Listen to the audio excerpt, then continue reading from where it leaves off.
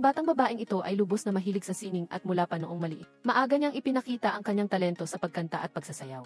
Buong tiwala niyang ipinamalas ang kanyang kakayahan sa entablado at nakatanggap ng malakas na palakpakan mula sa mga batang manonood sa ibaba. Ang pangarap ng batang babaeng ito kapag lumaki ay ang maging isang sikat na mang-aawit. At sa buong proseso ng kanyang paglaki palagi siyang masigasig na nagsasanay. Upang maabot ang kanyang pangarap ngunit patuloy siyang binabasuan ng malamig na tubig ng sarili niyang ina dahil sa tingin ng ina sa mukhang ito ang kanyang anak na babae ay maaari lamang maging mang-aawit sa kanyang mga panaginip. Ang batang babae ngayon ay palaging nagtataka kung bakit ang kanyang ina ay may magandang mukha. Samantalang ang kanyang mukha ay pangit na ganyan. Nang umakyat siya sa grade 2 buong tiwala rin siyang umakyat sa entablado upang ipakita ang kanyang galing. Sa pagsasayaw para sa mga manonood sa paaralan, ngunit hindi katulad noong maliit pa siya. Ang natanggap niya ay hindi palakpakan kundi mga tawanan ng pangungutya at mga panlalait tungkol sa kanyang pangit na itsura. At nang umakyat siya sa high school ang dalagang ito ay hindi na nangahaspang tumayo sa entablado bagkus tahimik na lamang. Naupo sa hanay ng mga manonood upang panoorin ang mga magagandang babaeng pagkanta at pagsasayaw sa entablado. Ang pangarap niyang maging sikat ay unti-unting nawala at namatay. At tulad ng maraming ordinaryong tao ang dalagang ito ay nagtapos ng kolehiyo. Pagkatapos ay naging empleyado ng opisina sa edad na 27. Ang dalagang ito ay nagngangalang Kim Miso. Kahit napilitan siyang pumili ng ordinaryong buhay tulad ng iba. Ngunit si Miso ay lubos na mahal at naaalala ang mga palakpakan ng pag-aliw na ibinigay sa kanya noon. Kaya naman tuwing gabi si Miso ay nagme-makeup sa kanyang mga mata ng maganda. Nagsusuot ng mascara, wig at sexy na damit. Pagkatapos ay sumasayaw ng mahusay at kaakit-akit sa isang api na nagla-livestream at sa kanyang kaakit-akit na pagsasayaw si Miso ay mabilis na sumikat. Ang kanyang mga livestream ay nakakaakit ng maraming manonood na nakikipag-ugnayan. Si Miso rin ay umuupo upang makipagkwentuhan at gumagawa ng iba't ibang bagay upang bigyan siya ng mga manonood ng puso para sa kanya dahil bawat puso na natatanggap ay naiko-konberte sa pera. At ang kanyang stage name ay ang babaeng may maskara. At iyon ang kwento sa gabi. Ngunit sa araw si Miso ay nagpapatuloy sa abalang buhay. Bilang isang ordinaryong empleyado ng office. Kaya sa opisina si Miso ay patuloy na tumatanggap ng malamig na tingin mula sa mga lalaking kasamahan sa kumpanya, at iisa lamang ang lalaking sa tingin ni Miso ay magalang pa rin sa kanya. Ito ay si Manager Park, habang ang ibang mga lalaki sa kumpanya ay palaging nang aakit sa magandang sekretarya na si Aryum. Si Manager Park naman ay nagpapakita ng tamang asal, at katamtaman lamang kay Aryum ang magandang sekretarya. Para kay Miso halos perpekto ang lahat ng katangian ni Manager Park. Mula sa ideal na tangkad hanggang sa kagandahang panlalaki at malapad na balikat at matalinong mukha na kaakit-akit. Lahat ay binigyan ni Miso ng perpektong marka, ngunit may isang depekto na hindi mababago sa lalaking ito at iyon ay may asawa na siya. Araw-araw halos hindi maalis ni Miso ang kanyang mga mata kay Manager Park tuwing nakikita niyang seryoso itong nagtatrabaho. Ngunit hindi niya alam na sa likod ng dedikasyon sa trabaho nito, si Manager Park ay nagpapakintab ng kanyang six-pack abs upang maging kaakit-akit ito kapag ipinost sa social media. Noong gabing iyon nang magkaayaan ang buong opisina na uminom, si Manager Park ay sumakay ng taxi pa uwi sa kanyang asawa. Si Miso ay humiling kay Manager Park na isabay siya kahit saglit. Dahil ang bahay niya ay nasa ruta rin ng pupuntahan ni Manager. Si Manager Park ay tumanggap ng tawag mula sa kanyang asawa. Nang tanungin ng asawa kung may kasama siya sa sasakyan, sinabi ni Manager Park na siya lamang mag-isa ang umuwi natapos na ang inuman ng team. Narinig ni Miso ang nilalaman ng tawag ni Manager Park at labis siyang nagtaka. Bakit itinago ni Manager sa asawa na kasama niya ito? May ibig bang sabihin ito tungkol sa kanya? Isang simpleng kwento lamang ito, ngunit dinala ni Miso ang buong kwento sa kanyang live stream upang ikwento sa kanyang mga manonood, at tinanong kung may ibig sabihin ba ang ginagawa ng kanyang boss. Nang may nagsabi na baka type siya nito, si Miso ang babaeng may maskara ay labis na natuwa nang marinig ito. Pagkatapos may nagkomento na kung makikipagrelasyon siya rito magpapakamatay ito. Kinaumagahan pagkatapos umalis ang lahat. Sa opisina ay naiwan sina Miso at ang magandang sekretarya na si Aryum upang magtrabaho. Pagkatapos nagpaalam si Miso sa kanyang kasamahan upang umuwi na. Ngunit nang makababa sa gate napansin niyang naiwan ang kanyang access card. Kaya bumalik si Miso sa opisina upang kunin ito. Pagkatapos nakita niyang pumasok din si Manager Park sa elevator patungo sa opisina. Sumakay si Miso sa elevator upang kunin ang kanyang access card. At natuklasan na sina Manager Park at si Aryum ay palihim na nagtataksil sa meeting room. Lumabas na ang malamig na pakikitungo ni Manager Park kay Aryum ay pawang pagpapanggap lamang upang dayain ang lahat, upang maitago ang kanilang lihim na relasyon. Labis na nabigla si Miso nang malaman ang katotohanan ito. Umuwi ang dalaga, kumuha ng alak at umiyak ng malakas. Pagkatapos ay tumakbo sa banyo upang sumuka. Pagkatapos dumating na ang oras ng kanyang live stream. Sinuot ni Miso ang kanyang maskara at sumayaw tulad ng dati, ngunit dahil lasing siya. Sa isang biglang desisyon hinubad niya ang damit na suot. Kaya naman na-block ang kanyang account dahil sa paglabag sa patakaran ng live stream. Kinaumagahan ng magising si Miso napansin niyang nakalock na ang kanyang account. Kaya sinampal niya ang sarili ng paulit-ulit. Si Miso ay pumunta sa opisina upang magtrabaho at habang kumakain kasama ang mga kaibigan sa kumpanya. Ikinuwento niya sa mga ito lahat ng nakita niya kagabi sa opisina. At pinayuhan ang mga madaldal na kaibigan na huwag ikwento ito kahit kanino. At napakabilis pagkatapos noon. Ang kwento ng pagtataksil ni na Manager Park at ang magandang sekretarya na si Aryum ay mabilis na kumalat sa buong kumpanya. Kahit ang kwento ay nadagdagan pa ng mga bagong detalye tulad ng si Manager Park ay nabuntis si Aryum at malapit na itong manganak. Si Miso sa puntong ito ay nalaman na ang kanyang ikinuwento ay narinig na ng lahat sa kumpanya. Pagkatapos napansin na wala si na Manager Park at ang sekretarya na si Aryum sa kumpanya. Si Miso ngayon ay nakaramdam ng pagkakasala kay Manager Park. Habang papasok sa elevator para umuwi, nakasalubong ni Miso si Assistant Manager Onam na mukhang may sasabihin sa kanya. Ngunit nang bumukas ang elevator, nagpasya siyang huwag na lang sabihin ang gusto niyang sabihin. Habang pauwi si Miso nakita niya si Manager Park na lasing habang naglalakad sa daan. Agad siyang tumakbo palapit para kausapin siya nang makitang lasing na si Manager. At wala ng kontrol sa kanyang mga kilos. Agad hinatak ni Miso ang taxi at inalalayan si Manager Park paakyat sa sasakyan. Pagkatapos sumakay din si Miso sa taxi kasama si Manager Park. Nang makarating sa lugar kung saan nakatira si Manager Park, tinatanong ni Miso kung saang kalsada ang bahay niya. Sa mismong sandaling iyon nagsimulang umulan kaya inalalayan ni Miso si Manager Park papasok sa isang motel para makisilo. Nang makapasok sa motel inihatid ni Miso si Manager Park sa kama. Pagkatapos hinubad niya ang sapatos ng kanyang boss. Nang makita ang kanyang pangarap na lalaki na lasing, umupo ang dalaga at hinubad ang bag ng kanyang boss. Pagkatapos bumulong na basa na ang damit niya. Sunod hinubad niya rin ang coat ng lalaki. Biglang niyakap ni Manager Park si Miso at si Miso. Napangiti ng mahiga sa ibabaw ni Manager Park pagkatapos ay ginawa nila ang mga bagay na karaniwang ginagawa ng lalaki at babae sa motel. Kinaumagahan nang magising si Manager Park, nakita niya ang mukha ni Miso na nakaharap sa kanya na paatras siya sa gulat at mabilis na tumayo. Pagkatapos dahan-dahang isinuot muli ang damit at tahimik na lumabas iniwan si Miso mag-isa. Sinuot ni Miso ang damit at pumunta sa kumpanya, ngunit hindi niya nakita si Manager Park. Sinabi ng kaibigan niyang kasamahan na nag-resign na si Manager Park at si Aryum ay inilipat na sa ibang departamento para magtrabaho. Pagkatapos nakatanggap si Miso ng anonymous na email na nagsasabi, "Alam ko na ikaw ang babaeng may maskara." Nabigla si Miso nang mabasa ito. Pagkatapos tumakbo siya sa banyo upang subukang alalahanin kung sino sa mga manonood niya ang posibleng nagpadala ng anonymous na email na iyon. Habang nasa tren pa uwi nag-text si Miso kay Manager Park para iayain siyang magkita. Pagkatapos habang naglalakad pa uwi nakatanggap si Miso ng sagot mula kay Manager Park. Sabi nito, "Pasensya na wala akong matandaan tungkol sa nangyari kagabi."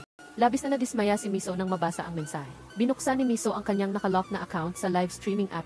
Pagkatapos napansin niyang online ang isang loyal na manonood niya na may nickname na Prinsipe ng Nakaraang Buhay kaya kinontak niya ito para makipag-chat. At ang may nickname na Prinsipe ng Nakaraang Buhay ay walang iba kundi si Assistant Manager Onam ang kanyang kasamahan. Ang lalaking ito ay kakaiba at mahilig mag-isa dahil mula pa noong bata. Si Onam ay palaging binubuli at ginagawang katatawanan ng mga kaibigan. Habang lumalaki lalong natakot si Onam na tumitig sa mata ng iba. Kaya palagi siyang nakayuko habang naglalakad hanggang sa tumanda. Pinili rin ni Onam na aliwin ang sarili tuwing nakakaramdam ng pangungulila. Dahil mahilig siyang mapag-isa, kaya nang magkaroon ng trabaho lumipat si Onam para tumira mag-isa. Mag-isa niyang inayos ang sariling kaarawan. At ang bisita sa kanyang birthday party ay ang kanyang manikang kasintahan. Nakasing laki ng tao na binili niya noon. Kahit lumipat na siya patuloy siyang tinatawagan ng kanyang ina at tuwing tatawag ito sa kanya. Palaging sinisermona ng ina si Onam sa iba't ibang bagay at ikinukwento ang mga kwento ng pagiging masunuri ng ibang anak. Pinipilit din ng ina si Onam na maghanap ng girlfriend para maging katulad ng iba. Sa kumpanya si Onam ay nanatiling hiwalay sa iba. Palagi siyang kumakain mag-isa at nang makita si Miso, hindi rin siya nangahas tumitig sa mata ng dalaga dahil sa kanyang phobia sa tao. Ngunit nang makita ang kamay ni Miso, naantig si Onam sa dalawang nunal sa magkabilang kamay na nasa parehong posisyon. At sa berdeng kuko ni Miso, si Onam rin ay isang tapat na fan ng babaeng may maskara. Isang araw habang nanonood ng live stream ng dalaga, nakita ni Onam ang dalawang nunal sa kamay at ang berdeng kuko ng babaeng may maskara. Natuklasan ni Onam na ang babaeng may maskara ay si Miso ang kanyang kasamahan. Mula noon lalong hinangaan ni Onam ang babaeng may maskara. Pinoprotektahan niya si Miso tuwing may manonood na ng insulto sa kanya sa bawat live stream.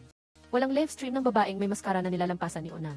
At sa isang inuman kasama ang mga kasamahan sa bar, nalungkot si Onam nang makita si Miso na humiling sumabay kay Manager Park sa taxi pauwi. Nang makauwi nang makita ang babaeng may maskara na lasing, na ikinuwento ang pagsabay sa taxi ng kanyang boss. Naluha si Onam at sumulat ng komento, "Kung magkakarelasyon kayo magpapakamatay ako." Sa kumpanya, nagselos si Onam nang makita ang tingin ng pagmamahal ni Miso kay Manager Park. Nag-research si Onam online kung paano magtagumpay sa pagtatapat. Pagkatapos umakyat siya sa rooftop para mag-ensayo ng pag-ibig kay Miso. At noong gabing iyon ng tatlo na lang ang natira sa opisina. Tahimik na umuwi muna si Onam. Iniwan sina Miso at Aryum sa opisina. Plinano ni Onam na hintayin si Miso sa baba para magtapat. Ngunit nang lumabas si Miso hindi siya nakita ni Onam. Pagkatapos umuwi ang lahat, nakita ni Onam si Manager Park na pumasok sa kumpanya. Pagkatapos sumunod din si Miso. Nagselos si Onam kaya sinundan niya, ngunit nang makarating siya sa opisina, pauwi na si Miso. Lumapit si Onam sa meeting room at nakita sina Manager Park at Aryung na palihim na nagtataksil sa loob. Si Onam ay masayang-masaya at natutuwang umuwi, labis ang kanyang saya nang malaman na si Manager Park ay isang masamang tao at walang pakialam kay Miso. Binuksan ni Onam ang live stream at nakita ang babaeng may maskara na lasing dahil sa pag-ibig. Pagkatapos nakita niyang hubot-hubad ang dalaga habang ongoing pa rin ang live stream. Kinaumagahan, ginamit ni Onam ang lahat ng kanyang lakas ng loob para harapin si Miso at sabihin, "Kalimutan mo na ang may asawang basura na iyan, matagal ko nang sinusubaybayan ang mga live stream mo. Miso, mahal kita." Tumayo si Miso, hinawakan ang mukha ni Onam at sinabing, "Sa totoo lang, mahal ko rin kita, Assistant Manager Onam," at niyakap at hinahalikan siya ng mahigpit. Pagkatapos lumuhod siya at gumawa ng isang bagay para kay Onam sa harap ng lahat ng empleyado sa kumpanya. Ngunit panaginip lang pala iyon ng kanyang kakaibang imahinasyon. Pagkatapos ng trabaho, nang makita si Miso sa elevator, plano ni Onam na magtapat ng pag-ibig. Ngunit nang bumukas ang elevator, nahiya siya, kaya hindi na siya nagsalita. At nang umuwi, nakita rin ni Onam si Miso na inaalalayan si Manager Park na lasing papunta sa taxi. Sumakay si Onam sa taxi para sundan ang dalawa nang makitang dinala ni Miso si Manager Park sa motel.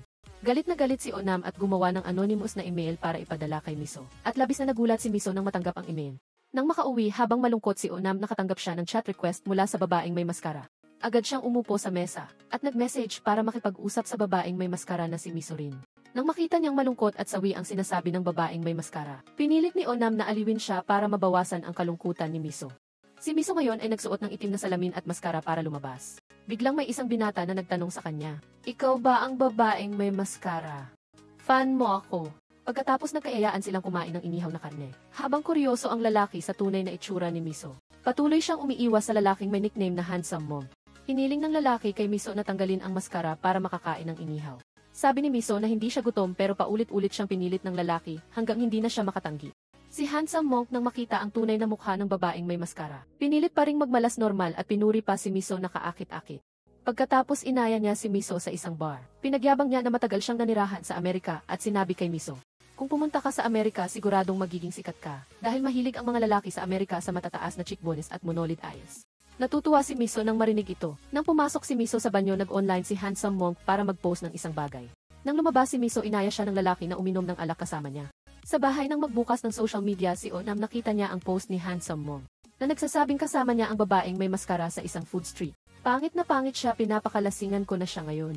Kukuhanan ko siya ng picture para makita nyo." Galit na galit si Onam nang mabasa ito at tinangka ang tawagan si Miso.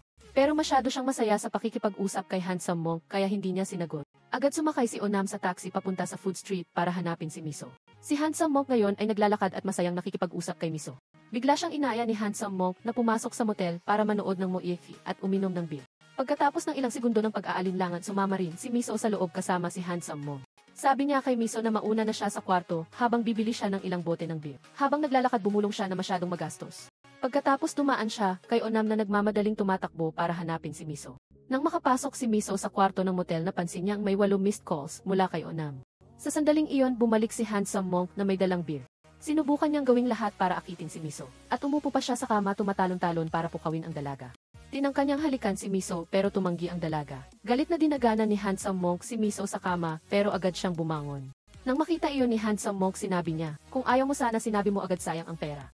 Kinuha ni Miso ang pera at inilagay sa mesa. Pagkatapos tumalikod siya at umalis, sinabi ni Handsome Monk, "Pangit ka na nga, ang arte mo pa. Naglahad ka na ng katawan sa live stream, ano pa ba? Ngayon pa magmalinis, akala mo maganda ka." Lumapit si Miso at sinampaw si Handsome Monk. Galit na hinila niya si Miso sa kama at dinaganan ang dalaga. Sinipa ni Miso ang maselang bahagi ng lalaki at tumakbo. Pero hinila siya pabalik ng lalaki. Pagkatapos nagsimula silang maglabanan sa kama. Sa gitna ng gulo, tinulak ni Handsome Monk si Miso, nahulog ang kama. May isang natamaan ng ulo sa gilid ng lababo. Gumapang si Miso palabas ng kumot at nakita si Handsome Monk na walang malay, na may dugo sa ulo. Takot na takot si Miso, plano niyang tawagan ang emergency pero nang makita ang mensahe ni Onam, tinawagan niya agad si Onam. Pag-akyat ni Onam sa kwarto ng motel, nakita niya si Handsome Monk na walang malay. Kaya tinanong niya si Miso, "Patay na ba siya?" Sabi ni Miso, "Hindi ko alam, dinaganan niya ako at tinangka akong pilitin. Kaya lumaban ako." Nang makita ni Onam si Miso na natatakot at umiiyak ng malakas, kinuha niya ang cellphone mula sa kamay ni Miso at sinabing huwag tawagan ang pulis. "Makukulong ka." Sabi ni Miso, "Self-defense lang naman ang ginawa ko." Sabi ni Onam, "Pumasok ka sa motel kasama ang lalaking ito, kahit manslaughter lang iyan. Makukulong ka pa rin ng ilang taon." Umiyak si Miso at sinabing, "Ano ang gagawin ko?" Pagkatapos mag-isip ng matagal, sinabi ni Onam kay Miso na umuwi na lang at siya na ang bahala rito. Nang sabihin ni Miso paano ako makakaalis. Umalis ka na, pakikalmahan kita. Kaya umalis na rin si Miso sa kwarto. Si Onam ngayon ay nagsuot ng guantes, raincoat at kinuha ang kutsilyo papunta sa banyo. Pagkatapos hinati niya ang damit ni handsome monk at nang makitang buhay pa ito. Sunod-sunod na sinaksak ni Onam ang lalaki. At si Onam sa kanyang kamangmangan ay naging isang mabangis na hayop. Dahil lamang sa bulag na pag-ibig sa babaeng may maskara. Pagkatapos pagod na pagod si Onam nang pumunta sa kumpanya para magtrabaho. Ngunit hindi na muling nakita si Miso sa opisina. Pagkatapos nalaman na nag-resign na si Miso at ang kanyang kaibigang kasamahan, ay hindi na rin makontak si Miso. Pumunta si Onam sa GC para humingi ng address ng bahay ni Miso. Pagkatapos hinanap niya ang bahay para dalhin kay Miso ang mga gamit na naiwan pa niya sa kumpanya. Ngunit paulit-ulit niyang pinindot ang doorbell pero walang lumabas. Noong gabing iyon nakita ni Onam ang babaeng may maskara na nagla-livestream at in-announce nito na ito na ang kanyang huling livestream. Agad tumakbo si Onam sa bahay para hanapin si Miso matapos katuki ng malakas ang pinto. Lumabas din ang babaeng may maskara na si Miso para buksan ang pinto. Pumasok si Onam sa bahay at tinanong bakit ka nag-resign. Sumagot si Miso, hindi ko kayang magtrabaho pagkatapos ng nangyari. Sabi ni Onam, kailangan mong kalimutan ang nangyari noong araw na iyon. Isipin mo na lang na ang masamang lalaking iyon ay isang ahas. Narinig ito ni Miso at sinabing ikaw ba ang prinsipe ng nakaraang buhay. Pinagdugtong-dugtong ko na ang lahat, kaya sigurado akong ikaw ang prinsipe ng nakaraang buhay. At ikaw rin ang nagpadala ng anonymous na email sa akin. Ipinaliwanag ni Onam, hindi ko sinasadya. Nang makita kitang pumasok sa motel, kasama si Manager Park, nagalit ako ng husto. Ito ang unang pagkakataon na naramdaman ko ang ganitong matinding emosyon para sa isang tao. Tumawa ng malakas si Miso at sinabing tama ka. Kakalimutan ko na ang lahat. At ituturing na lang na ang masamang lalaking iyon ay isang ipis na patay na. Magsisimula ako ng bagong buhay at ang dating Kim Miso ay patay na. Sabi ni Onam, kung ganoon makakalimutan mo rin ba ako? Lumapit si Miso at sinabing, kaya ngayon ano ang gusto mong gawin ko para sa'yo? Dinagana ni Onam si Miso sa kama, hinubad ang pantalon at sinimulan ang kanyang ginagawa kay Miso. Hinubad ni Onam ang maskara at nakita ang mukha ni Miso na nakabenda. Dahil kakaopera lang niya sa plastic surgery. Biglang binuwal ni Miso si Onam, umibabaw sa kanya at sinabing masamang lalaki ka. Pagkatapos hinawakan ni Miso ang isang screwdriver at sinaksak ng maraming beses ang mangmang na lalaki. Para kay Onam parang napakadali lang ng pagpatay sa isang tao. Ngunit hindi naisip ni Miso na si Onam ay may ama at ina rin. At kung gaano kahirap ang ginawa ng ina niya para mapalaki si Onam hanggang sa maging ganito siya. Ang ina ni Onam noong bata pa ay isang babaeng ipinanganak sa mahirap na pamilya. At nakilala ang ama ni Onam sa pamamagitan ng arranged marriage dahil may diploma ang ama. Kaya nagpa siya ang ina na maging asawa nito. Ngunit pagkatapos ng kasal hindi nagtagal. Tumakas ang ama kasama ang ibang babae. Iniwan ng ina na mag-isang magpalaki kay Onam. Ang ina na ito ay si Kim Kyung-ja at para mabuhay ang anak ginawa ni Kyung-ja ang lahat ng trabaho. Gamit ang kanyang mga kamay at paa para kumita. Sa huli nagawa niyang magbukas ng maliit na kainan. At para mapanatili ang kainan hindi natakot si Kyung-ja na makipag-away kahit kanino para mabuhay. Noong maliit si Onam sa paaralan palagi siyang binubugbog ng mga kaibigan at nilalagyan ng chewing gum ang buhok. At tuwing nangyayari iyon, dinadala siya ng ina sa simbahan para ipagdasal kay Diyos na biyayaan ng anak niya ng grasya. At tuwing nakakakuha ng mataas na marka si Onam sa paaralan, palaging iniisip ni Kyung-ja na si Diyos ang nagbigay ng grasya kay Onam at mula pagkabata. Nabuo kay Onam ang ugali ng pagbabasa ng malalaswang comics at nang lumaki. Kahit hindi siya nakapasa sa med school, natuwa pa rin ang ina nang makapasok si Onam sa isang universidad sa Seoul. At nang magsimula siyang magtrabaho, hindi na gustong makisama ni Onam sa ina niya. Galit na galit si Kyung-ja nang sabihin ng anak na gusto lang tumira mag-isa. Ngunit napilitan din siyang payagan si Onam dahil malayo ang trabaho sa bahay. Kaya araw-araw si Kyung-ja ay mag-isang nanatili sa bahay sa labas ng bayan. At nang bumiyahe siya papuntang Seoul para bisitahin ang anak, malamig ang naging trato ni Onam. At sinabing, huwag ka nang magdala ng pagkain para sa akin, ma. At hindi kailanman nakapasok si Kyung-ja sa misteryosong bahay ng anak niya. Pagkatapos ng ilang panahon, hindi na makontak ni Kyung-ja si Onam kaya nag-report siya sa pulis. At kasama ang pulis binasag nila ang pinto para makapasok sa bahay ni Onam. Pagkapasok na amoy nila ang masangsang na amoy at pagkatapos nagulat ng husto si Kyung-ja nang makakita ng manika na parang tao sa loob ng bahay. Sunod na tagpuan ng pulis ang isang bangkay na naagnas na at akala ni Kyung-ja na iyon ang bangkay ng anak niya kaya nahimatay siya. Pagkatapos dalawang pulis ang pumunta sa ospital at sinabi kay Kyung-ja na hindi iyon ang bangkay ni Onam. Narinig iyon ng ina at nagpasalamat sa Diyos, iniisip na buhay pa ang anak. Tinanong ng pulis, may alam ba kayo kung may kaaway ang anak niyo? Mapayapa ang anak ko sa lahat. Pinaghihinalaan ba ninyo na siya ang pumatay? Sa bahay sobrang bait ng anak ko kahit langaw hindi niya kayang patayin. Kapag nakakakita ng dugo nanginginig na siya sa takot. Pagkatapos pinalayas ni Kyung-ja ang mga pulis. Pumunta ang pulis sa bahay ni Miso para mag-imbestiga dahil sabay silang nawala ni Onam. Sabi ng landlady, mukhang kakaopera lang niya ng plastic surgery. Dahil nakita ko siyang nakabalot ng puting benda sa ulo. Sabi rin ng landlady sa pulis, hindi siya kailanman nagdala ng lalaki sa bahay. Paminsan-minsan lang siyang magpapatugtog ng malakas at sumasayaw. Pumunta rin ang pulis sa bahay ng tunay na ina ni Miso para mag-imbestiga pero hindi binuksan ang pinto. Pagkatapos ang balita tungkol sa bahay ni Onam na puno ng laruan ng lalaki ay nilakhala sa balita na ipinalabas sa buong bansa. Sinabi rin ng pulis na si Onam ay may abnormal na pag-iisip tungkol sa relasyong lalaki-babae at may kakaibang pagnanasa. Galit na galit si Kyungja nang makita ang balita, tinawagan niya ang pulis para magmalaki. Pinakiusapan ko kayong hanapin ang anak ko, pero ginawa niyo siyang pervert at mamamatay tao. Kung si Onam ang pumatay, ako na lang ang magiging anak niyo. Si Kyungja ngayon ay nagpasya na siya na lang ang maghahanap sa anak. Umuupa siya ng tao para buksan ang computer ni Onam. Ngunit dahil hindi siya marunong gumamit, hindi alam ni Kyungja kung ano ang gagawin sa computer. Kaya nagpasya si Kyungja na mag-enroll sa basic computer course. Sinimulan ng ina na matuto ng pagtatype sa keyboard at gumamit ng email. Pagkatapos ng masigasig na pag-aaral, natutunan niya rin kung paano maghanap ng impormasyon tungkol sa babaeng may maskara. Pagkatapos natagpuan niya ang tunay na larawan ni Kim Miso. Ngunit nang basahin ang mga komento sa ibaba, hindi naintindihan ng ina ang mga iyon. Kaya nagpasya si Kyungja na alamin ang mga salitang balbal na ginagamit ng mga kabataan. S ay itago, D ay walang magagawa. MEAF ay biglang dumating. Walang kwenta talaga. Para magkaroon ng oras na hanapin ang anak, nagpasya si Kyungja na isara ang kanyang kainan. Pagkatapos pumunta siya sa bangko para i-withdraw ang lahat ng kanyang naipong pera sa buong buhay. Hinawakan ng empleyada ang makapal na sa EFE passport at tinanong, gusto niyo pong i-withdraw lahat ito. Matapos matutunan ang paggamit ng computer, inakses ng ina ang lahat ng forum para magtanong tungkol sa babaeng may maskara. Sinubukan ni Kyungja na gumamit ng wika ng kabataan hanggat kaya. Sa wakas natagpuan ang impormasyon tungkol sa babaeng ito mula sa isang may nickname na Teddy. Nagpadala si Teddy kay Kyungja ng video ng isang babaeng sumasayaw sa harap ng supermarket. At sinabing ito marahil ang babaeng may maskara pagkatapos ng kanyang plastic surgery. Hindi naniwala si Kyungja sa sinabi ni Teddy dahil napansin niyang medyo kakaiba ang paraan ng pagsasalita nito. Pagkatapos tinawag si Kyungja ng pulis para kilalanin ang bangkay na maaaring si Onam. Matapos malaman na patay na ang anak, umiyak ng malakas si Kyungja at nagmalabi sa kalungkutan, sinabi niya sa sarili. Hahanapin ko ang babaeng may maskara na iyon siya ang pumatay sa anak ko. Kumpirmado ng pulis na natagpuan ang mga bahagi ng katawan ni Onam na hiwalay sa isang bundok. At hinintay nila ang babaeng may maskara na si Miso dahil siya ang pangunahing suspect. Pumunta si Kyungja sa simbahan at nagtalumpati sa harap ng mga parokyano na puno ng galit upang ipakita ang kanyang determinasyon sa harap ng Diyos. Pagkatapos nagmaneho si Kyungja papunta sa bahay ng tunay na ina ni Miso para hanapin ang dalaga. Paulit-ulit na pinindot ng ina ang doorbell at sinabi, "Ako ang ina ng biktimang pinatay ng masamang Miso," matapos maghintay ng matagal nang walang bumukas. Kaya sinipa ni Kyungja ang pinto nang paulit-ulit lumabas ang kasambahay at sinabi, "Kung hindi ka aalis, tatawag ng pulis ang amo ko." Matagal nang naputol ang ugnayan ng amo ko sa anak niya. Nang makita ang ina ni Miso sa itaas, sumigaw si Kyungja, "Bumaba ka rito, matandang masama." Ngayon na, yumakap ang ina ni Miso sa aso at pumasok muli sa loob. Patuloy na sumigaw si Kyungja hanggang inimbitahan siya ng pulis sa presinto para uminom ng tsaa. Pagkatapos nagbasa ng banal na kasulatan si Kyungja kasama ang mga kaibigan. Nang makitang umiiyak ng malakas si Kyungja habang naalala ang anak na si Onam. May kaibigan na nagkwento kay Kyungja tungkol sa isang manghulang napakahusay. Lahat ng sinasabi niya totoo.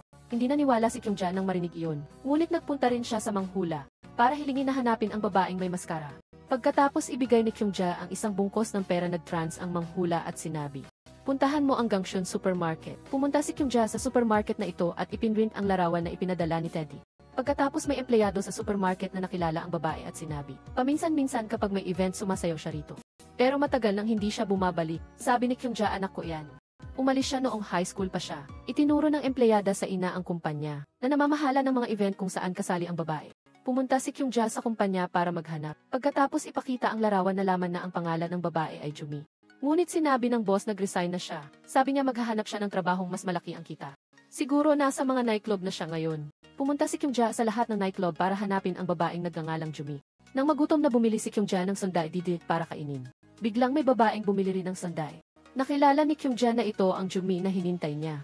Sinundan ni Kyungja ang babae at nalaman na nagtatrabaho ito sa isang high-end nightclub. Sumubok pumasok si Kyungja pero pinigilan siya ng manager. Sabi ni Kyungja, "Kakapasok lang ng anak ko rito, naka-denim skirt siya at high boots." Sabi ng manager, Mai ang pangalan niya. Pinakiusapan ni Kyungja ang manager, "Huwag mong sabihin sa anak ko na nandito ako." Pagkatapos pinaalis siya ng manager. Lumabas si Kyungja at naghintay sa kotse nang makita ang babaeng pinaghihinalaan niya na sumakay sa taxi. Sumunod si Kyungja gamit ang kanyang kotse. Pagkatapos sinundan niya ang babae hanggang sa tirahan nito, tumingin siya sa siwang ng pinto at nakita ang isang binata sa loob. Kinaumagahan nang lumabas ang babae mula sa bahay. Sinundan siya ni Kyungja hanggang sa isang salon. Habang nakaupo ang babae para magpagupit, umupo rin si Kyungja sa upuan at nilapitan ng empleyada para hugasan ang buhok. Napansin ni Kyungja ang kwintas na hugis buwan sa liig ng babae. Naramdaman ng ina na parang nakita niya na ang kwintas na iyon dati. Pagkatapos magpagupit ng bagong estilo, binuksan ni Kyungja ang computer at hinanap ang larawan ng babaeng may maskara at nakita niya na ang kanyang kaaway ay may suot ding kwintas na hugis buwan. para mas madaling makagawa ng hakbang laban sa babae. Nag-apply si Kyungja bilang taxi driver. Pagkatapos hinintay niya ang isang illegal gun dealer at bumili ng baril. Hindi nagdalawang isip si Kyungja na magbayad ng malaking halaga para sa pinakamaganda at pinakamalakas na baril. Noong gabing iyon nakaupo si Kyungja sa taxi naghihintay sa labas ng nightclub. Tinanggihan niya ang mga estrangherong gustong sumakay sa kanyang taxi. Pagkatapos sumakay ang babaeng pinaghihinalaan niya sa kanyang taxi. Nagmaneho si Kyungja pagkatapos ay paulit-ulit siyang nagtanong para makipag-usap sa babaeng nasa likod ng huminto sa traffic light. Nagkunwari si Kyungja na ipapulot ang cellphone na nahulog. Pagkatapos gumamit siya ng stun gun sa liig ng babae hanggang sa himatayin ito. Pagkatapos nagmaneho si Kyungja patungo sa isang abandonadong simbahan. Nang magising ang babae nakita niyang nakatali at nakatakip ang bibig. Hawak ni Kyungja ang baril lumapit sa babae at tinanggal ang takip sa bibig. Sumigaw ng malakas ang dalaga para humingi ng tulong sumigaw rin si Kyungja para patunayan na walang makakarinig ng sigaw sa lugar na ito. Nang tanungin ng dalaga kung sino siya hinawakan ni Kyungja ang buhok at sinampal ng maraming beses ang mukha ng dalaga. Ngayon humingi ng awa ang dalaga kay Kyungja na palayain siya. Kinuha ni Kyungja ang larawan ng anak niyang si Onam. Tinanong ng dalaga sino iyan. Itinaas ni Kyungja ang kamay para sampalin ang dalaga pero sinabi nito ngayon ko lang siya nakita. Tinanong ni Kyungja ang totoong pangalan mo ba ay Kim Miso. Sumagot ang dalaga Kim Chun-hee ang pangalan ko. Hindi naniwala si Kyungja sa sinabi ng dalaga kaya sinuotan niya ng maskara ang dalaga at paulit-ulit na inihambing sa larawan ng babaeng may maskara. Pagkatapos napagpasyahan na siya nga ito at wala ng iba. Hinawakan ni Kyungja ang baril at tinanong ganito mo ba pinatay ang anak ko. Sumagot ang dalaga sumpa ko, hindi ko pa nakikita ang anak mo. Itinuro ni Kyungja ang kwintas sa liig ng dalaga at sinabi, ikaw ang babaeng may maskara. Tumingin ang dalaga sa larawan tumawa ng malakas at sinabi, alam ko na kung sino ang masamang babaeng iyon. Sinimula ni Chun-hee na ikwento kay Kyungja ang kwento ng buhay niya. Sabi ni Chun-hee mula noong high school siya ay mahiyain at tahimik na dalaga.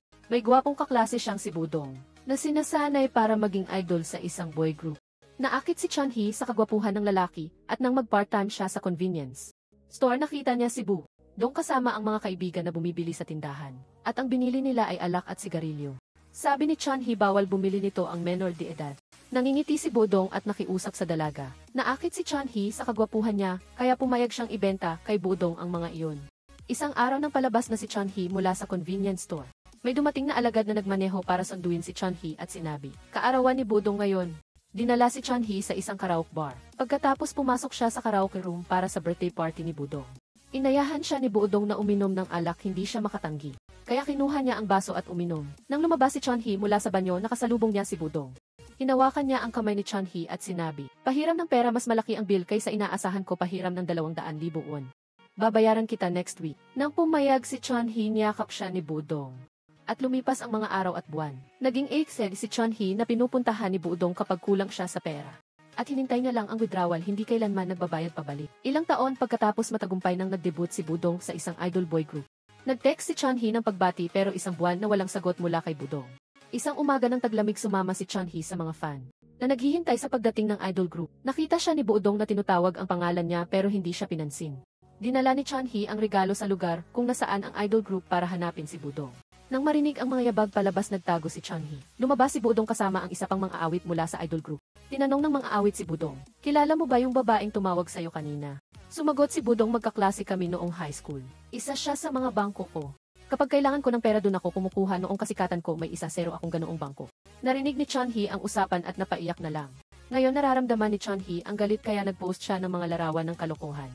At chat ni Budong ang idol na mga aawit sa online. Ang mga expose tungkol kay Budong ay nakakuha ng malaking EQ sa internet. Kaya napilitan siyang magdaos ng press conference para humingi ng paumanhin. At natanggal si Budong sa idol group pagkatapos noon maraming taon pagkatapos. Nagpa-plastic surgery si Chun-hee para maging mas maganda. At nang sumayaw siya sa isang event sa harap ng supermarket, nakita niya si Budong na mukhang dukha habang dumadaan. Kaya agad siyang sumunod sa kanya. Sabi ng dalaga ako si Chun-hee Budong. Nabigla si Budong nang makita ang bagong itsura ni Chun-hee. Pagkatapos lumipat si Budong para tumira kasama si Chun-hee. Araw-araw sa bahay lang siya kumakain, natutulog at naglalaro ng games. Hindi siya nangahas magtrabaho dahil sa dating label bilang ex-idol group member. Naawa si Chun-hee kaya sinikap niyang alagaan si Budong. Para mabuhay siya lumipat si Chun-hee sa trabaho sa nightclub. Para makakita ng mas malaking pera, gabi-gabi ipinakita ni Chun-hee ang kanyang kakayahan sa pagkanta at pagsayaw para aliwin ang mga lalaking customer.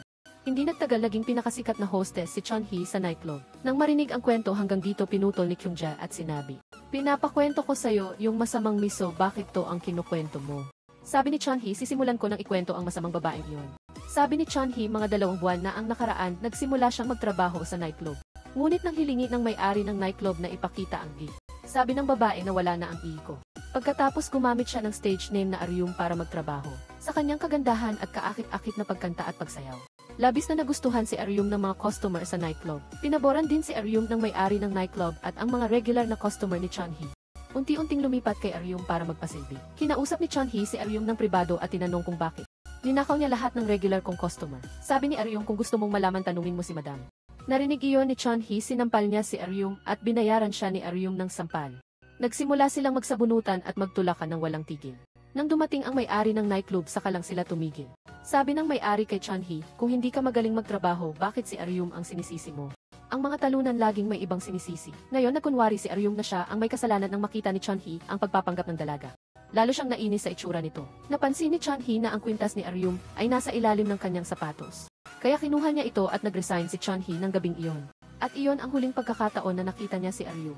Matapos marinig ang kwento, hinawakan ni Kyungjae ang buhok at sinabi, "Akala mo maniniwala ako sa kwentong walang kwenta na to?" Sabi ni Chunhee, "Hindi ako ang hinintay mo, totoong dibdib ang sa kanya.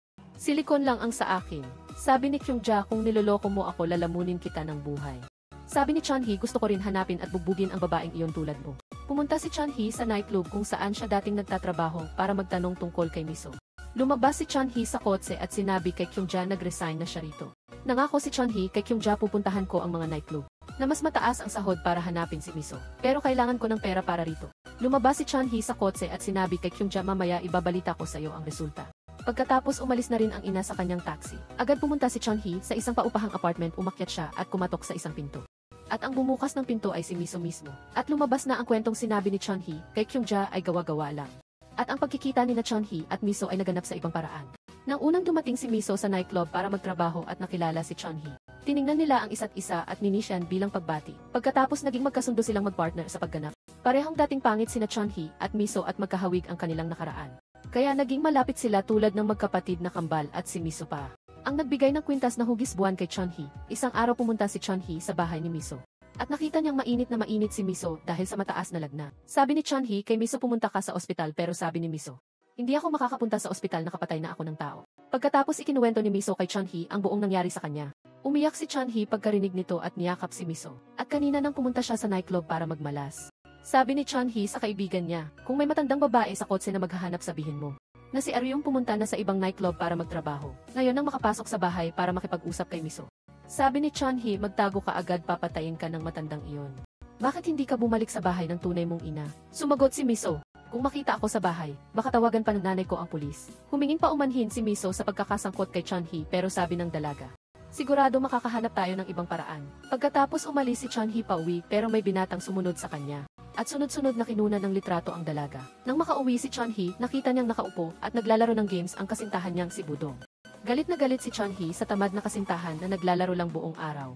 Kahit pagpapakain sa aso ay hindi ginagawa. Pinapalayas niya ang lalaki sa bahay. Tumayo ang kasintahan, lumapit at tinanong, "Ikaw ba ang nag-post ng mga litrato na sumira sa buhay ko na ginamit mo para i-post ang mga litratong iyon?" Sabi ni Chunhee, "Hindi ako yon," pero sinuntok agad ng kasintahan si Chunhee sa tiyan.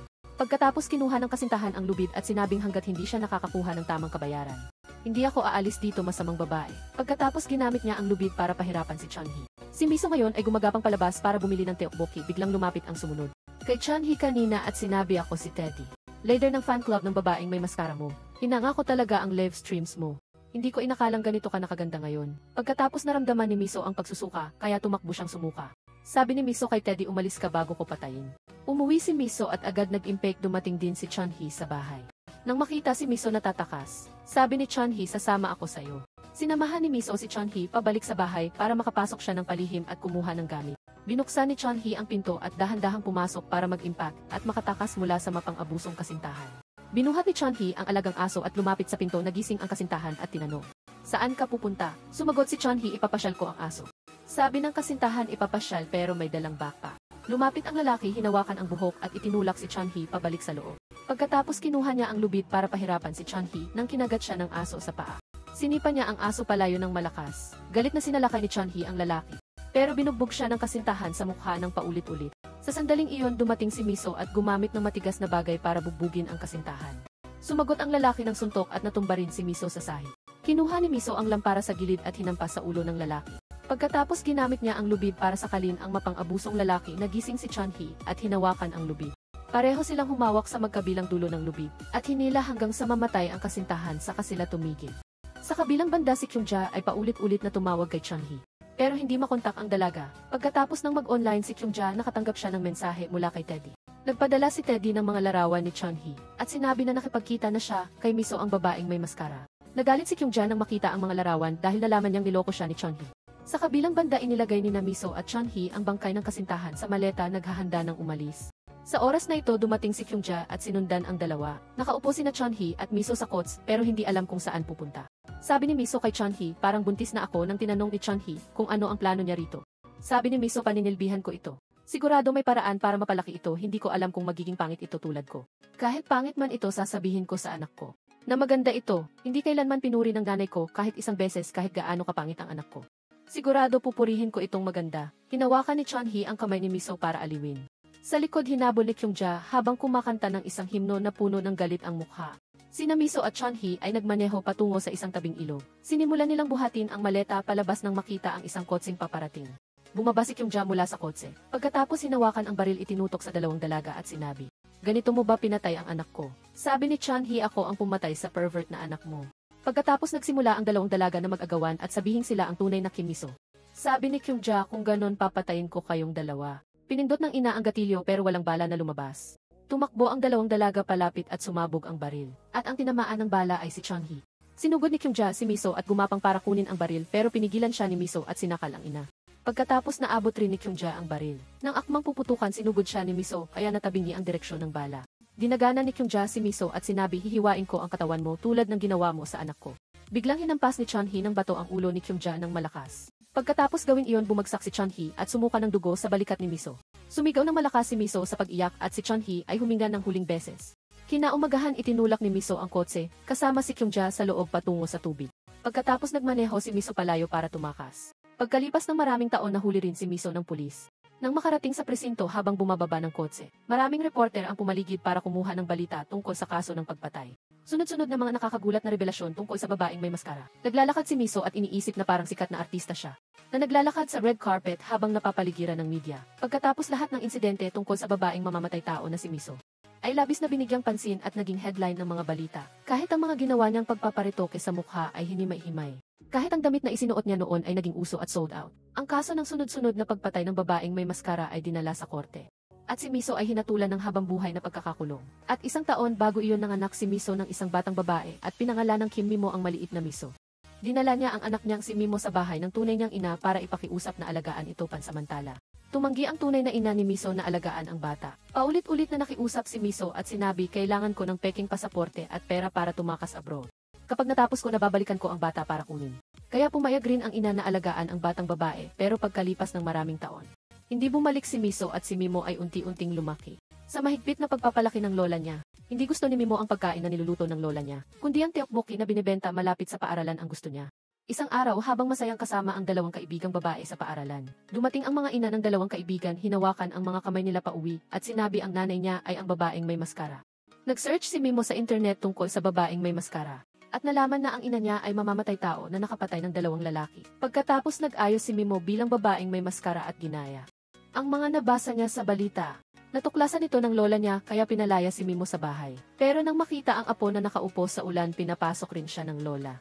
Nang pumasok si Mimo sa paaralan paulit-ulit siyang inasar ng mga kaklase bilang anak ng halimaw. Hinulaan ni Mimo na ang kaibigan niyang malapit ang nagkalat ng balitang ito sa buong paaralan. Pumunta si Mimo sa kaibigan at sinuntok ito sa mukha. Pagkatapos nagpa siya ang lola na lumipat ng bahay at ilipat rin ng paaralan si Mimo. Pero ang balita tungkol sa pagsuntok ni Mimo sa kaibigan sa dating paaralan at pagiging anak ng serial killer, mabilis na kumalat sa bagong paaralan. Kaya kinailangan na namang lumipat si Mimo sa ibang paaralan. Pagdating sa bagong paaralan, naupo si Mimo kasama ang kaklaseng si Jaichon.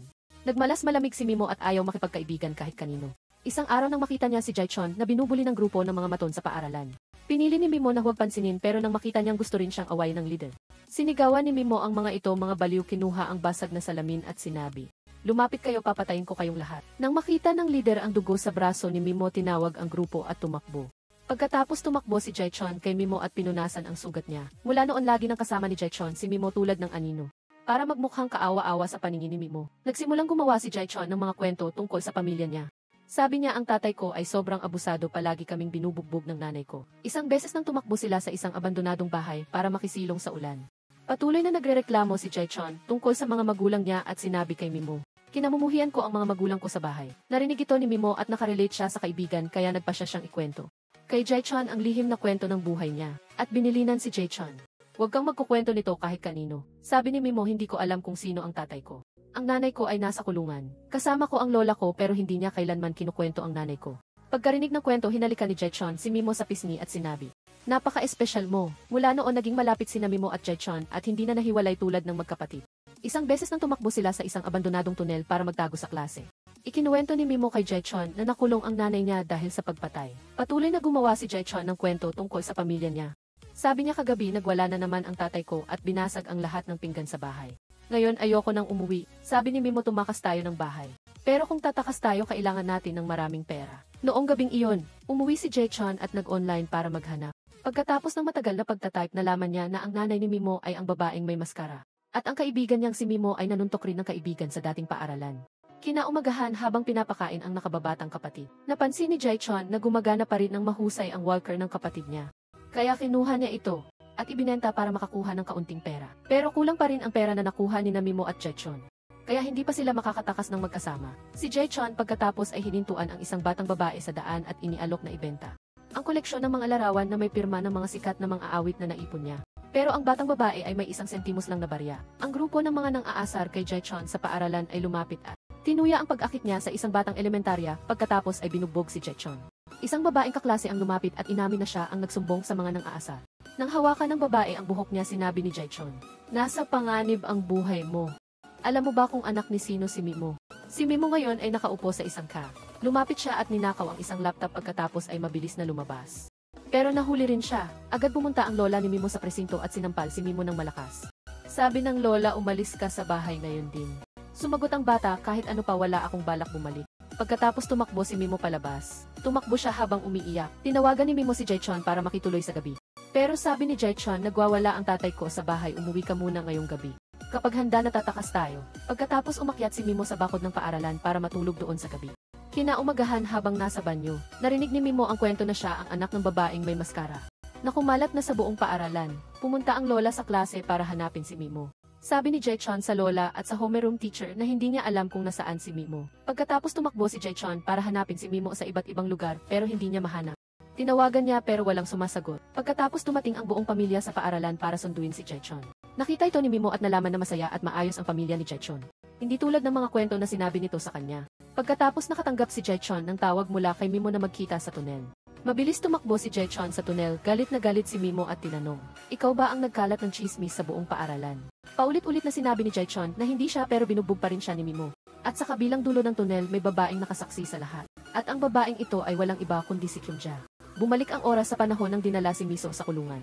Dahil sikat na sikat ang kwento ng babaeng may maskara. Kaya nang makapasok si Miso sa kulungan, pinansin at binigyang pansin siya ng maraming kasama sa bilangguan. Sa oras na ito may isang babaeng boss sa kulungan na si Ann, na may koneksyon sa mga politikong malalaki kaya. Kahit ang mga gwardiya sa kulungan ay labis na gumagalang sa kanya. Nang makita si Miso na nakatingin sa kanya, tinawag agad siya ng boss para mag-usap. Tinanong ng boss, "Ikaw ba ang babaeng may maskara?" Pagkatapos sinampal si Miso ng malakas at sinabi ng boss, "Katulad ka ng asong babae na umakit sa asawa ko, kaya huwag kang lalapit sa akin. Kung ayaw mong mamatay." Sobrang makapangyarihan ang boss na kaya niyang kontrolin ang mga batas sa kulungan. Itinakda niya na ang mga pumasok dahil sa pangangaliwa ay hindi kakain sa unang 3 araw. Nakita ni Miso ang isang bilanggo na pinagkaitan ng pagkain dahil sa paglabag sa batas na ito. Kaya binigyan niya ito ng kaunting pagkain. At agad pagkatapos, pinaparusahan si Miso ng mga alagad ng boss.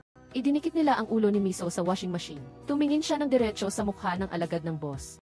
At hinampas ang ulo ng malakas kaya natumba ito, sinugod ni Miso at kinagat-kagat. Pagkatapos ikinulong si Miso ng mag-isa sa isang hiwalay na selda. Pagkalipas ng 15 araw pinalaya siya pabalik sa komunang sel. Kinaumagahan hinanap agad ni Miso ang alagad at binugbog ito. Kahit sinasalakay siya ng mga kasama nito, sinugod pa rin ni Miso tulad ng mabangis na hayop. Kaya dinala ulit si Miso sa solitary confinement para mag-isa. Pagkalabas mula sa solitary, sinugod at binugbog ulit ni Miso ang alagad ng matindi. At nagpatuloy ang ganitong pangyayari. Kinukulong si Miso at pinapakawalan. Pagkatapos binubugbog ulit ang alagad ng paulit-ulit. Hiniling ng boss sa gwardiya na ikulong si Miso sa solitary ng tuluyan. Pero sabi ng head warden hindi pwede yan, dahil malapit nang mag-inspeksyon sa kulungan. At sa susunod na pagpapalaya nang makita ng alagad si Miso nanginginig ito sa takot. At tumakbo palayo, hinabol siya ni Miso ng buong galit sa paligid. Pagkatapos natumba ang alagad, akmang bubugbugin ulit ni Miso. Pero dumating ang boss ng kulungan at hiniling kay Miso. Hayaan niyo nang matapos to. Tumayo si Miso at buong tapang na naglakad ang kanyang kabaliwan ay naging dahilan para matakot ang marami sa kanya. Maraming taon ang lumipas at dumating na ang 2023, medyo tumanda na rin si Miso. Na may bagong maikling buhok, isang araw biglang nakatanggap si Miso ng liham mula sa labas, ang unang liham na natanggap niya pagkalipas ng mahigit 10 taon sa kulungan. At sa loob ay isang artikulo ng balita na may pamagat na namamana ba ang karahasan. Sa likod may nakasulat na mensahe, ngayon mararamdaman mo na kung paano sinira ang anak mo. Binasa ni Miso ang artikulo ng paulit-ulit. Nang makita ang batang babae na natakpan ang mga mata sa artikulo, nalaman ni Miso na malapit nang mapahamak ang anak niya. Humiling si Miso ng tulong sa isang kaibigang bilanggo na tumulong sa kanyang makatakas. Kinaumagahan, habang nagtatahi, itinago ni Miso ang isang rolyo ng tela sa likod. Pagkatapos humingi ng pahintulot sa gwardiya na pumunta sa banyo. Nang makapasok sa banyo, binuksan ni Miso ang bintana at ibinaba ang telang ginawang lubid sa lupa. Pagkatapos lumabas siya para magtanim kasama ang ibang bilanggo. Sininyasan ni Miso ang kaibigan na kumilos na kunwari itong nakagat ng bubuyog. Para maagaw ang atensyon ng mga gwardya, itinago ni Miso ang maliit na pala sa manggas at humingi ng pahintulot na kumuha ng punla sa bodega. Tumakbo si Miso sa likod, kinuha ang telang lubid at itinali sa pala. Pagkatapos sinubukang ihagis ang lubid pataas sa pader. Matapos maikabit ng mahigpit ang lubid sa pader, hinawakan ni Miso ang lubid at umakyat pataas. Ngunit biglang naputol ang lubid kaya nahulog siya sa lupa. At dumating ang mga gwardya ng kulungan para hulihin muli si Miso. Inutusan ng head warden ang pagkakakulong kay Miso sa solitary confinement ng 1 buwan. Pagkatapos binigyan siya ng isang Biblia. Dahil naisip ng warden na naimpluwensyahan si Miso ng demonyo, kaya siya nagtangkang tumakas. Lumipas ang mga araw, isang araw bumisita ang head warden kay Miso. At nakita siyang nakaluhod nagdadasal at nakayuko sa Biblia. Pinalaya si Miso pabalik sa communal cell pagkatapos ng mahigit 1 buwan sa solitary. Mas naging masigla at banal si Miso, sinabi niya sa kasama sa selda.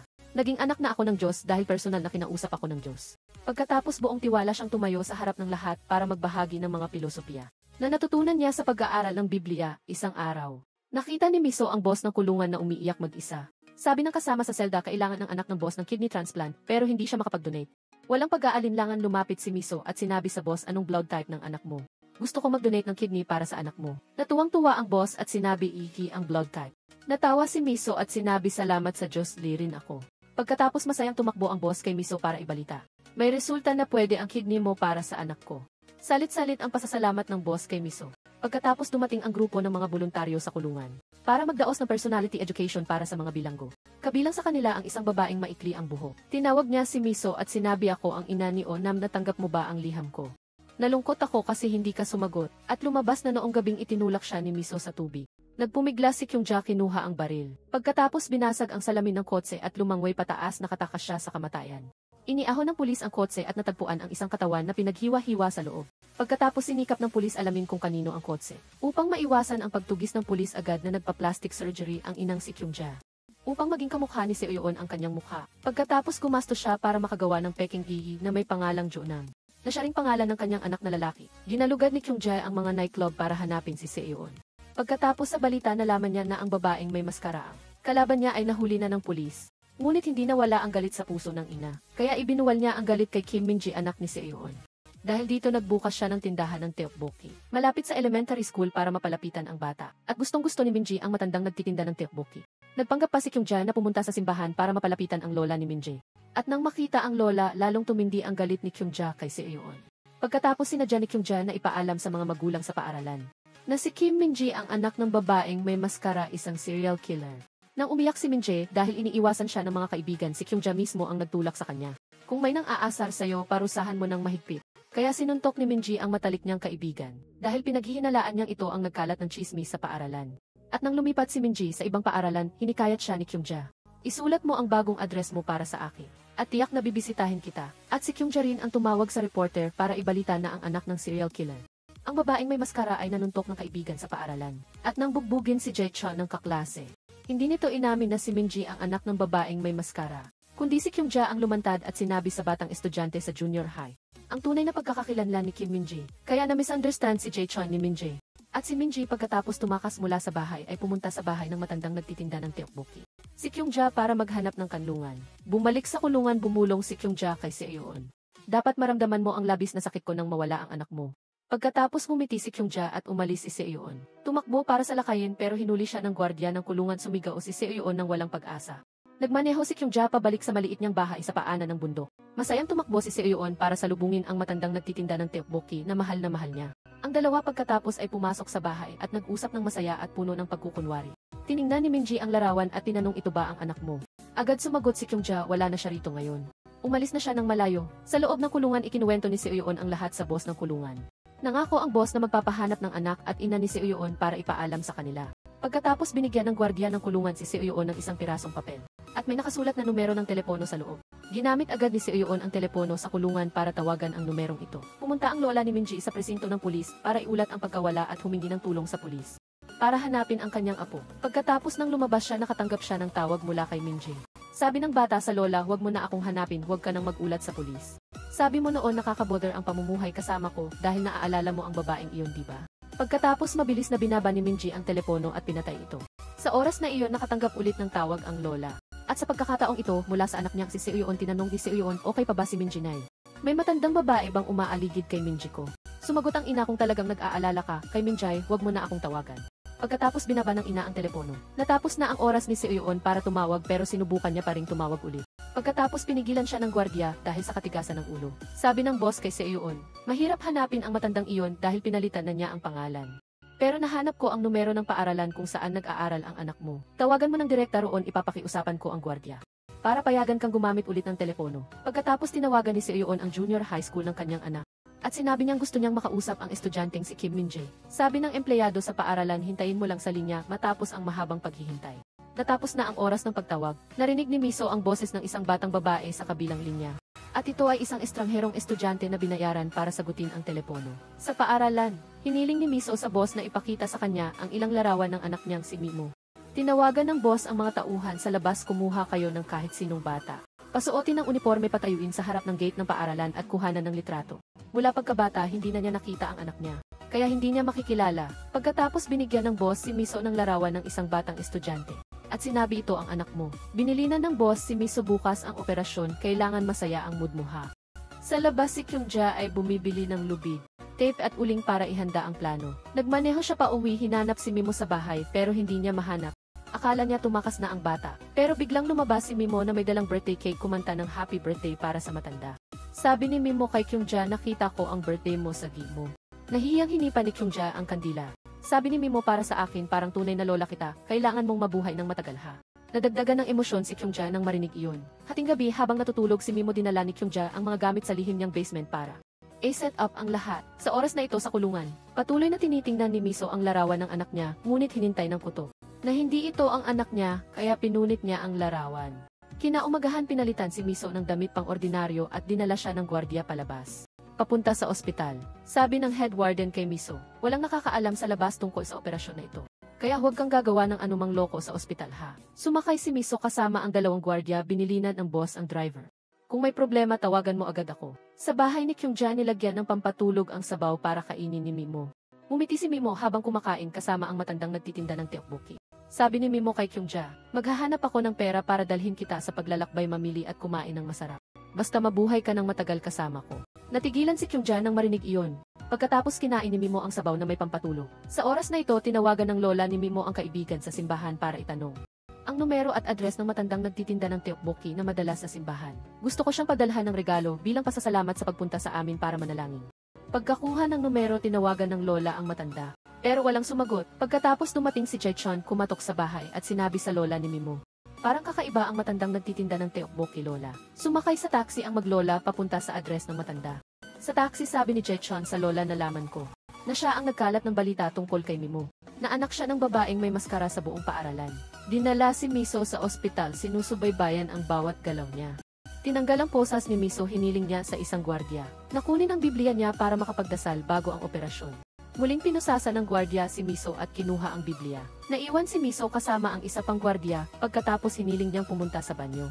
Sa banyo, pinusasa ng gwardiya ang kamay ni Miso sa tubo. Sabi ni Miso, nandito ako para mag-donate kung ganito ang trato niyo sa akin. Hindi ko na ibibigay ang kidney ko, tawagan mo ang kulungan at sabihin mo sa boss. Kinuha ng gwardiya ang susi at tinanggal ang posas ni Miso. Kinuha ni Miso ang takip ng inodoro at hinampas sa ulo ng gwardiya. Pagkatapos kinuha ang telepono at sapatos ng gwardiya at sinuot. Nang makita ang driver na nakaupo sa labas, tumakbo si Miso sa likod, binuksan ang bintana at tumingin sa lupa. Sa oras na ito pumasok ang gwardiya na may dalang Biblia. Tumalon si Miso pababa, pagkatapos sumakay sa ambulansya pero natamaan ng kotse ng malakas. Bumangon si Miso nang mahina, umakyat sa kotseng bumangga sa kanya at nagmanehong tumakas.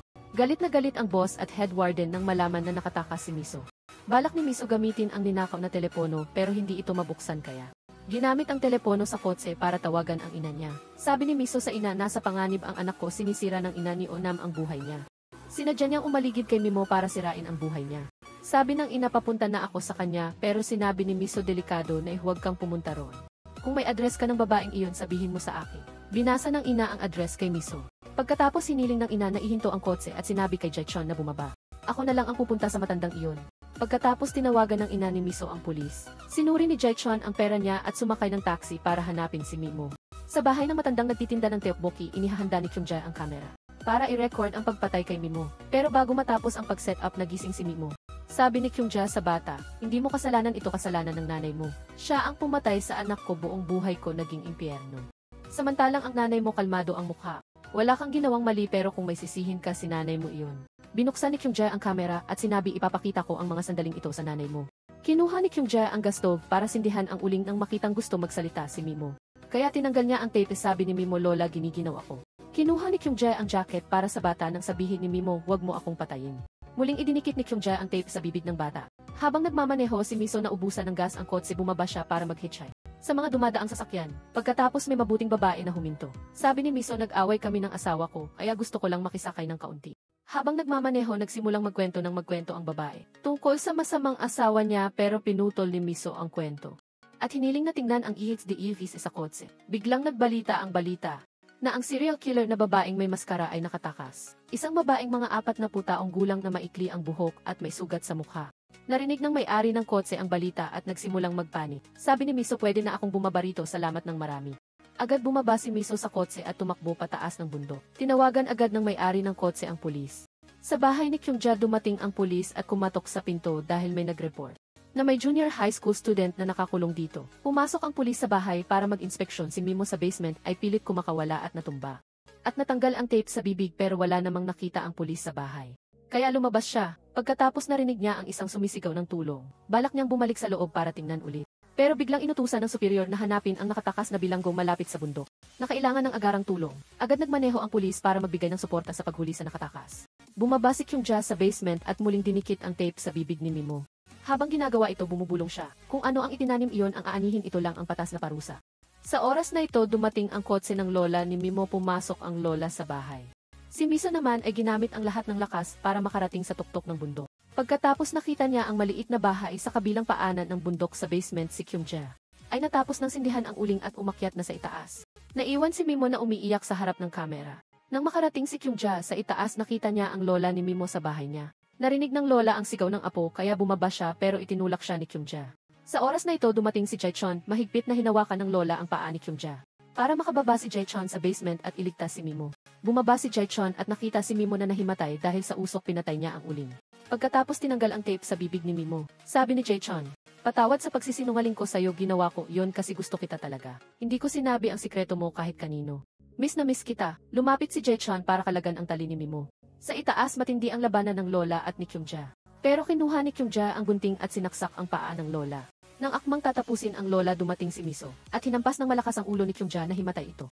Nagsimula ang muling pagkikita ng mag-ina pagkatapos ng mahigit 15 taong hindi nagkita. Sinisigaw ng ina kay Miso na bumaba at iligtas si Mimo agad. Bumaba si Miso at nakaharap ang anak niya kasama si Jaechon. Nahihiyang tiningnan ni Miso ang anak at lumapit para kalagan ang tali. Pagkatapos umakyat ang tatlo sa itaas at muling nakaharap si Kyungja. Nakita ni Miso ang kutsilyong puno ng dugo sa kamay ni Kyungja at nalaman na pinatay na nito ang ina niya. Sabi ni Kyungja, ito ang binhi na itinanim mo. Akmang kukunin ng matanda ang baril, pero pinigilan siya ni Miso. Habang nag-aagawan, naputukan ang kisam.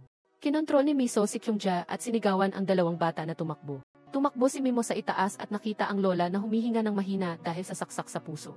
Umiyak si Mimo at sinabi, patawad lola. Hinawakan ng lola ang kamay ni Mimo at sinabi, patawad sa'yo. Pagkatapos ipinikit ng lola ang mga mata. Sa basement, sinasakal ni Miso si Kyungja nang kunin nito ang isang sako ng buhangin. At hinampas ng paulit-ulit si Miso. Sabi ni Kyungja kay Miso, nang mamatay ang anak ko, natapos na ang buhay ko. Akmang gagamitin ni Kyungjae ang baril para tapusin lahat pero hinampas siya ni Miso. Gamit ang kahoy ng paulit-ulit. Gumamit si Kyungjae ng matigas na pamalo at tinamaan ang ulo ni Miso. Pareho ng pagod na pagod ang dalawa. Pagkatapos sinugod ni Kyungjae at natumba ang matagal ng kaaway. Pero ang nakalabas sa itaas ay si Miso.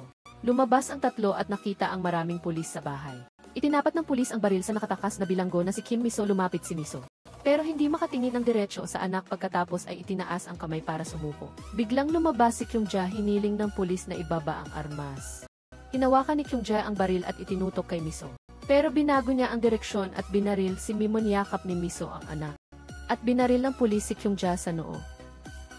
Nasalo rin ni Miso ang isang bala para sa anak. Tiningnan ni Miso ang anak at mumiti. Pagkatapos bumagsak siya sa bisig ni Mimo. Mahigpit na niyakap ni Mimo ang ina at umiyak. Si Mimo ay nagpatuloy sa pag-aaral, at lalong naging malapit kay Jaechon. Magkasabay silang pumapasok ng mahigpit ang ugnayan. Ang mga magulang ni Jaechon ay naging tagapag-alaga rin ni Mimo. Wala nang galit si Mimo. Sa iba tulad noon, binuksan ni Mimo ang kahon ng mga alaala ng ina, at nakita ang isang tape nang ilagay ito sa player. Pagkatapos nakita ang mga larawan ni Kim Miso noong kinder na nagpapamalas ng galing sa pagsayaw ng mahusay, at malayang na ipapakita ang mga bagay na mahal niya nang walang takot na husgahan o tawanan ng sinuman.